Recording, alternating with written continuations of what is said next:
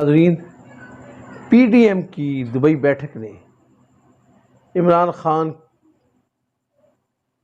کی صحت پر یقیناً منفی اثرات مرتب کیے اور آج کل خان صاحب کو ہر روز قوم سے خطاب کرنے کا جنون چرا رہے، حتیٰ کہ آج عید کے دن بھی انہوں نے حسب معمول قوم سے خطاب کیا، اور اس وقت ان کے خطاب میں جو ہے دو باتیں بڑی اہم ہیں۔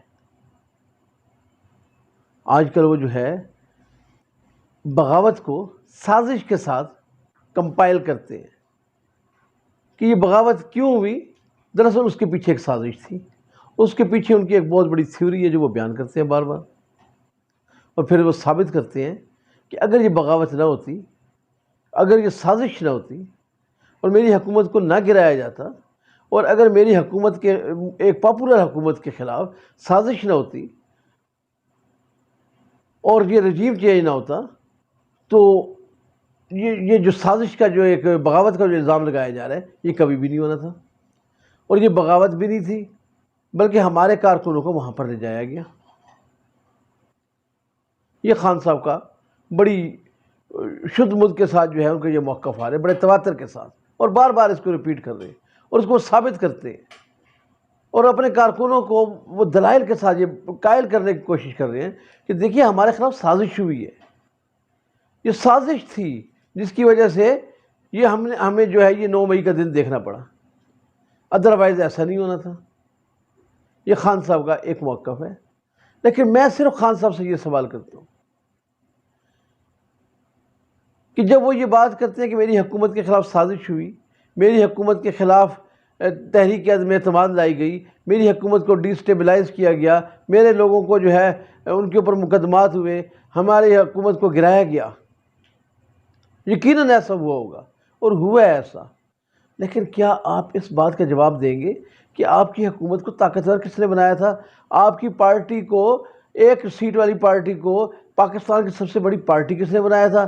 آپ کو یہ اختیار کس نے دیا تھا کہ آپ 2013 میں ایک منتخب حکومت کے خلاف سازش کرتے؟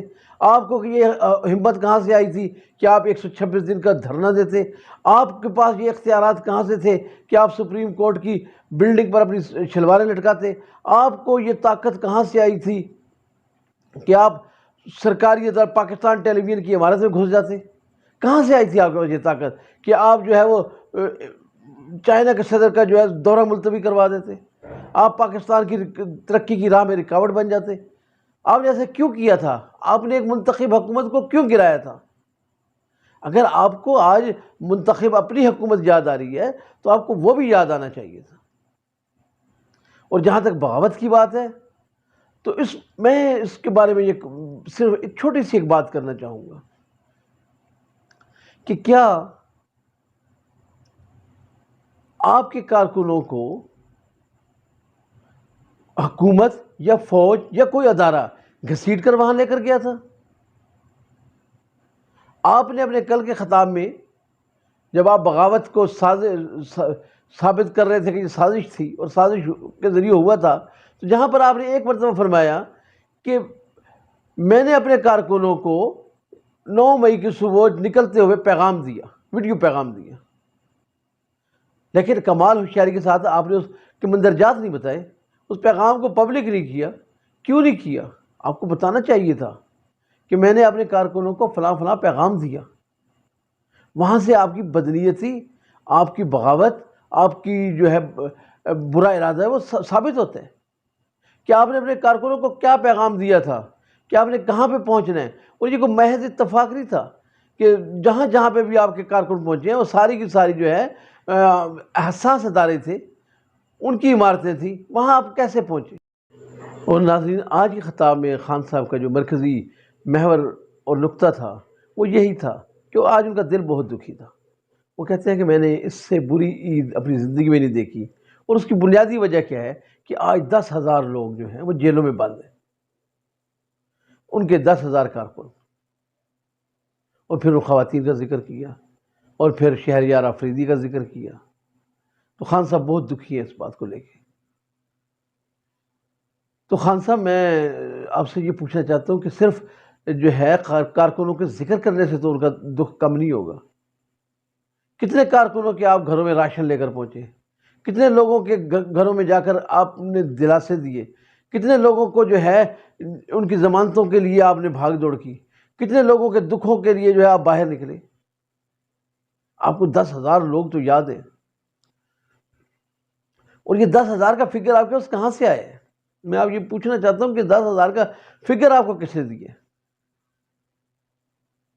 اور پھر اس کے ساتھ 16 ہلاکتیں تو کنفرم بتا رہے ہیں آپ، اور 9 ہلاکتیں ایسی جن کے بارے میں آپ کے پاس تصدیق نہیں ہے لیکن وہ ہے۔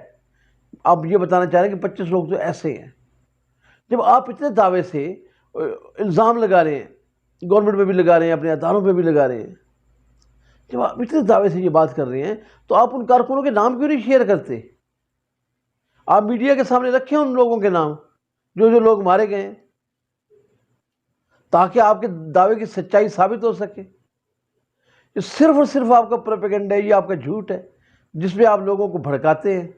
آپ کے پاس کسی بھی کارکن کا نام نہیں ہے، کسی بھی شخص کا نام نہیں ہے، اور پھر آپ کی ہر بات میں جو ہے تضاد ہے، کنٹرڈکشن، یعنی آپ ایک جھوٹ بولتے بولتے 10 جھوٹ جو ہے وہ اس لیے بولتے ہیں کہ اپنے جھوٹ کو سچ ثابت کرنا ہے۔ اگر آپ یہ کہتے ہیں کہ پہلے تو شروع میں آپ نے کیا فرمایا کہ میرے تو یہ کارکن تھے ہی نہیں، ہم لوگ تو وہاں پہ گئے ہی نہیں، ہمارا تو اس واقعے سے کوئی تعلق ہی نہیں ہے، ہم نے وہاں کی کال ہی نہیں دی، یہ آپ کا پہلا موقف تھا۔ پھر آج کل آپ کا موقف کیا ہے؟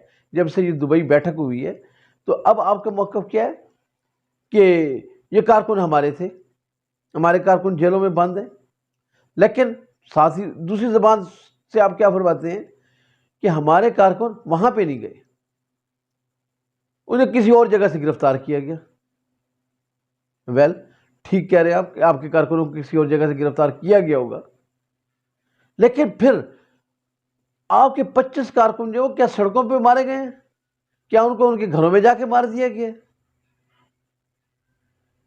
اگر وہ وہاں پہ نہیں تھے تو پھر وہ فوج کے ساتھ مقابلہ کہاں پہ ہوا ہے؟ ان کا اداروں کے ساتھ ان کا مقابلہ کہاں پہ ہوا ہے؟ کہاں پہ جا کے انہوں نے جنگ لڑی ہے جہاں پہ وہ مارے گئے ہیں؟ تو یہ آپ کیوں جھوٹ بولتے ہیں؟ کیوں آپ لوگوں کو جو ہے مس گائیڈ کرتے ہیں؟ اور آپ کے جو ہے اس بلف گیم سے جو ہے قوم اشتعال میں نہیں آئے گی، آپ کے ان جو ہے دعووں سے جو ہے قوم جو ہے وہ باہر نہیں نکلتی۔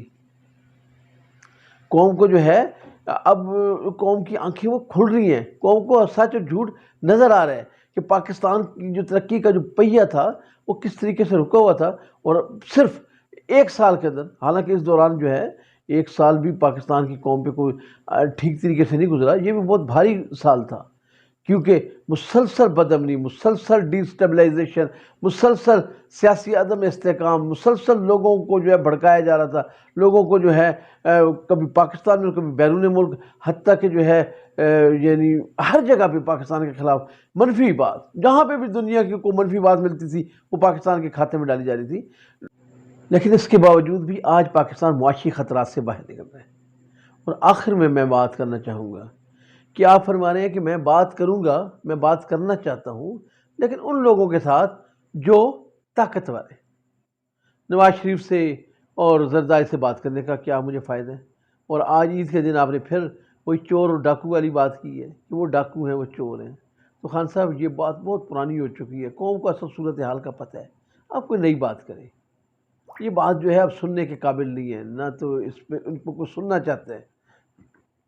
اور آپ یہ کہہ رہے ہیں کہ میں طاقتوروں سے بات کروں گا، تو ایک سیاسی لیڈر کم سے کم جس کا سیاست پہ یقین ہو، جس کا جو جمہوریت کو جانتا ہو، وہ کبھی بھی کسی ڈکٹیٹر سے بات نہیں کرے گا، کسی طاقتور سے بات نہیں کرے گا۔ تو آپ کس بنیاد پہ کرتے ہیں؟ اور اس کا مطلب یہ ہے کہ آپ ان کو اپنے آپ سے سپر سمجھتے ہیں، آپ جو ہے سمجھتے ہیں کہ وہ آپ سے زیادہ طاقتور ہیں، حالانکہ جو ہمارا جمہوری کلچر ہے، جو ہمارا ڈیموکریٹک کلچر ہے، اس میں تو جو ہے جو ایک سیاستدان جو ہے وہ ایک ڈیموکریٹ جو ہے اس کی زیادہ طاقت ہے۔ تو آپ کس طرح جو ہے کس بلبوتے پر ان سے بات کرنا چاہتے ہیں؟